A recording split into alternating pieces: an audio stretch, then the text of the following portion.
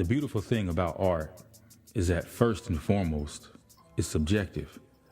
Second, it can be found anywhere.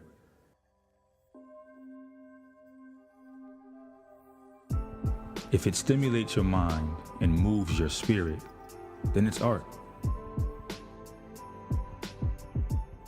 What it means to someone else is really not important. One of the many negative aspects of social media and how accessible everything is now is that we are creating a generation of people that care way too much about what people think and work way too hard to attain acceptance in bulk. It's just not sustainable.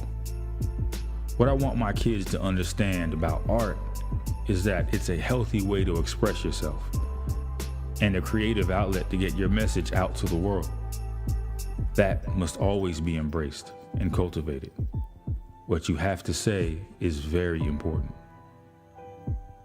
If you open your eyes and mind and look hard enough, you will see the lines, angles, and textures that have always been there, waiting to be discovered, interpreted, and appreciated.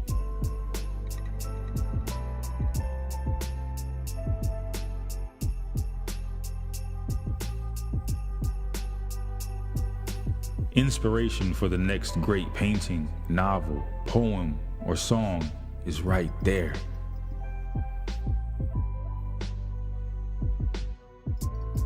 The unique qualities that we all possess are special, and we can't be scared to tap into them and set them free for the world to enjoy.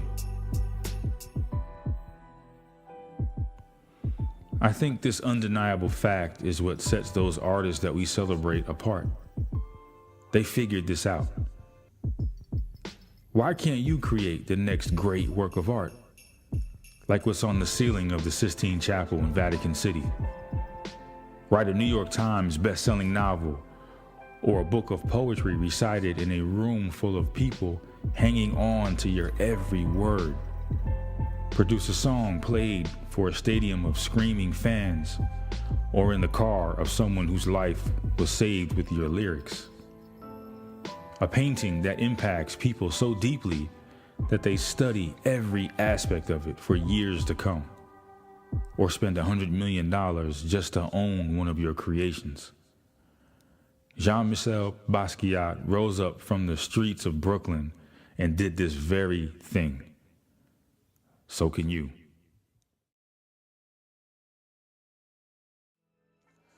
All right, welcome back to another episode of this project that I call Just Listen. So just a little bit of good news before we get started. Apparently I was able to hold the attention of my youngest daughter just long enough for her to watch the entire episode, and I got good reviews, so I must be doing something right. But thank you for tagging along on this journey of mine. Again, I really don't know what this is or what I'm going to make of it, but I appreciate you sticking around with me and seeing and listening to what it is that I have to say. For this episode, what I want to do is I want to open with a simple but loaded question. What is art to you?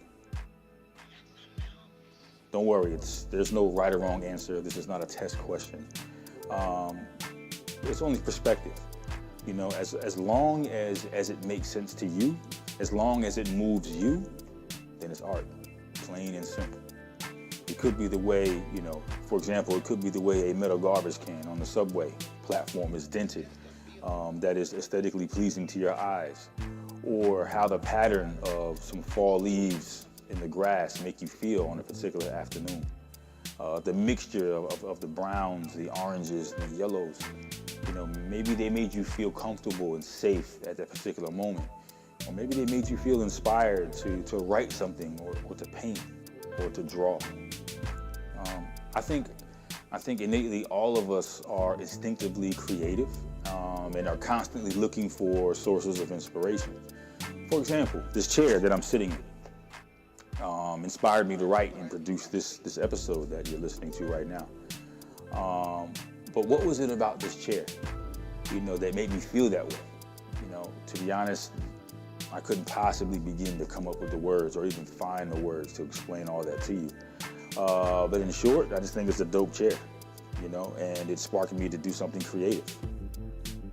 Thinking back, I can remember as a kid in New Jersey seeing graffiti everywhere, on the storefronts, on the walls of stores, of buildings, on the trains, in the trains, outside of the trains, on the platform. And just really not thinking about it as something that was dirty or even a nuisance. To me, it was beautiful, you know, but what intrigued me the most was how creative and resourceful, you know, these artists, these nameless and faceless artists were at getting their messages seen. You know, how the heck did they get up on that bridge, you know, or the overpass and not get caught? The colors and the artwork that they used was just so witty, and it was so different, and so, you know, it was just, you know, so it just appealed to me. It was just so different from what I was seeing, you know, at school or in books at home. I was a kid, but I was old enough to understand some of the messages that I saw there. You know, and for the most part, you know, I understood that they just wanted to be noticed, just like everyone else, if even for a short time. So, which brings us to, you know, the topic of this episode.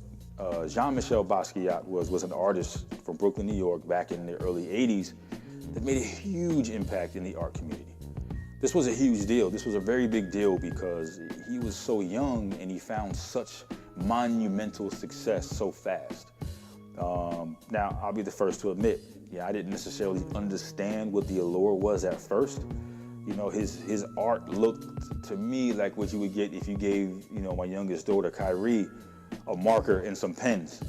But, you know, I attribute that to, you know, my immature eyes at the time. You know, you really couldn't see the complexity and the depth that he was coming from. The 80s was such a different time, but in a lot of ways, some of the things that, you know, were happening back in that era, they haven't changed. The social atmosphere, racial tension, the economic disparity between various demographics, you know, the blacks, the Latinos, the whites, the Chinese, etc., was just disproportionate. And Basquiat, you know, somehow at his young age was very in tune with that, you know, with the social economics of that situation, you know, and it came out in his artwork. It came out in his pieces. His audience felt it. At such a young age, he was way before his time. Even now, 2019, you know, his artwork is still being interpreted. It's still being discussed, you know, and people are still getting different, you know, opinions and different analysis of what his art actually meant. But unfortunately, you know, he died, you know, before he really got a chance to see how much his work impacted the world. I'm not going to get into the details of how he passed away. There are many documentaries out there, specifically on YouTube and things of that nature. I'll put a link to one of the best documentaries that I found in the description of this video. But, you know, like I said, he never really got a chance to really see, you know, how his art impacted the entire world and not just his universe, which was, you know, the East Village in New York City. You know, which brings me to the infamous auction at Sotheby's in New York back in 2017. I'm not sure if you heard of it, but one of his works sold for over $110 million. You know, just think about that for a second. You know, here we have a kid that's just barely 20 years old, known for his graffiti style of art in New York City in the early 80s. You know, I remember graffiti back then was considered to be vandalism. It was a crime. You know, and he was able to transcend that and inject himself and immerse himself into, you know, this incredibly, you know, upscale and, you know, bougie art scene of New York City in the early 80s and just take it over. You know, and here we are in 2017, one of the top selling artists of all time, mentioned in the same breath as a Pablo Picasso. Just think about that for a second. And that just goes to show you, you know, what we talked about in the beginning of this episode. Art is subjective, you know, and we can't control how it moves people. Now let's take a look at this famous piece, you know, called Untitled. Now I am by no means an art critic. You know, I'm not, you know, someone that is qualified or even educated on how to analyze a piece of art. I can only tell you how it makes me feel. And I think, honestly, at the end of the day, at its essence, that's what art is, you know? So I'll just tell you what I see when I see this particular painting, this particular, you know, work of art from Jean-Michel Basquiat. What strikes me first is his use of color. You know, something about his use of that, of blue, you know, specifically that shade of blue, just makes it very appealing to me. It makes me want to walk over to it and look deeper into exactly what it is. The skull, at least on its surface, is frightening, and it appears to be yelling. But why? You know, why is he yelling? But more importantly, what is he saying? Jean-Michel was just as famous for his dreads, so I have to believe that this is some kind of a self-portrait. But why is he yelling?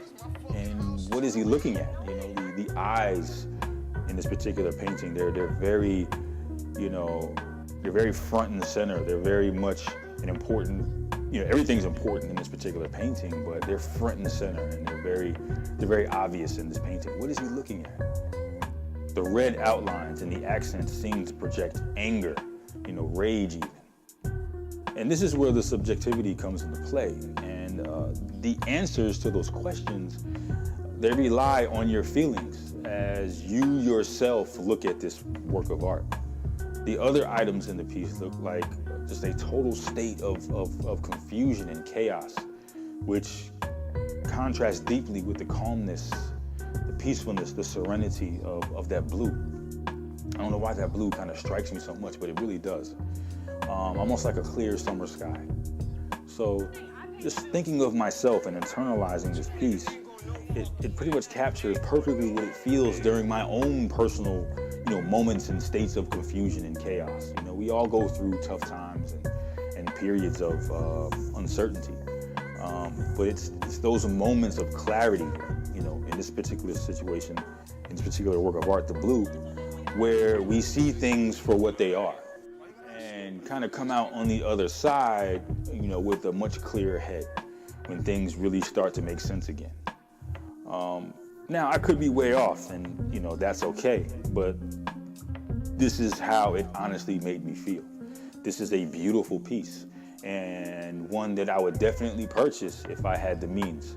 But in the meantime, I'll settle for a digital copy and make it, you know, a desktop on my laptop. But much respect to Jean-Michel Basquiat, you know, for this powerful piece of art. And if you get the chance, go to Google, look up Jean-Michel Basquiat, and just take a look at some of his works of art. And as you look through these pieces and pieces like this one, you know, ask yourself, you know, these questions, you know, how did it make you feel? But always remember, art is subjective and could mean something totally different when seen through your eyes. You know, Basquiat was extremely talented, there is no doubt. But also, you know, no doubt, so are you. You are also extremely talented. So go ahead, go create something that moves you and share it with the world too. Thanks again for watching. I appreciate it.